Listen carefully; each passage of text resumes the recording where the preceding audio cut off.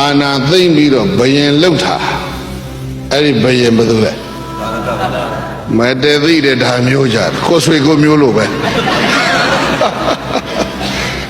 ဆိုပြီးမကောင်းဘူးမိုက်ပြီးတူးပြီးဆိုရင်အကုန်သိဒါမျိုးပဲသိဖို့ကြိုးစားနေကြသလားလို့မေးရင်တော့ခက်သွားမယ်နော်အာဇာရတ္တုသိသိတယ်မဟုတ်လားနော်အဖေတတ်တယ်ဘာဖြစ်လို့တတ်လဲ power craving ကြောက်ဖို့ကောင်းတယ် power craving sensual craving အမေရိကန်လိုနည်းနည်းခန်းငိမ့်ငိမ့်ပြောရင်မကောင်းဘူးနော်အမေရိကန်ကတော့အိုးထားပါတော့ဒါပေါ်မှာလေး craving ဆိုတာပါဠိလိုပြောရင်တဏှာပဲမဟုတ်လားတက်မဲ့တာအစေတမဲ့တယ်အဗန္တမဲ့တယ်အနတ္တမဲ့တယ်အယသတမဲ့တယ်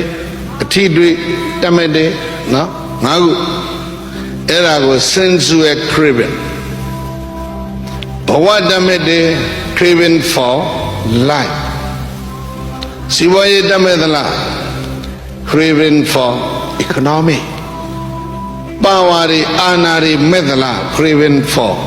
power အမျိုးအစားများကြီးလာလိမ့်မယ်နော် craving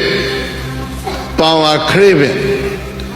အဲ့တော့သစ္စာလေးပါးများသင်ကြားလေ့ကျက်တဲ့အခါသမုဒိယသစ္စာဆိုတာဒီ craving ပဲမဟုတ်လား power craving ဟာလူကိုဒုက္ခပေးတယ်နော်sensual craving ကဒုက္ခမပေးဘူးလားဒေါ်လာ craving ကိုမပင်မမှုလားစဉ်းစားကြည့်ပေါ့နော်၆ဆရာကြီးနားလည်ဖို့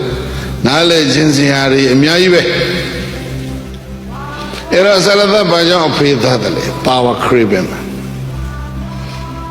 တကဘာလုံးကနေပြီးတော့သူ့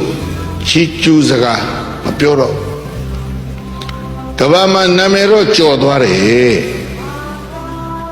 အာဇရသထုဘယင်ကြီးမလုပ်တဲ့လေအဖေသားတဲ့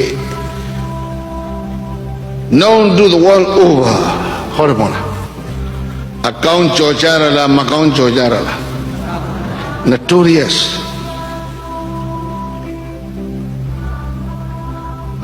father of America ဘယ်သူလဲ George Washington တဲ့ the father of India ဘယ်သူလဲ Mahatma Gandhi တဲ့ဒီလူတွေအကောင်းကြော်ကြရလားမကောင်းကြော်ကြရလား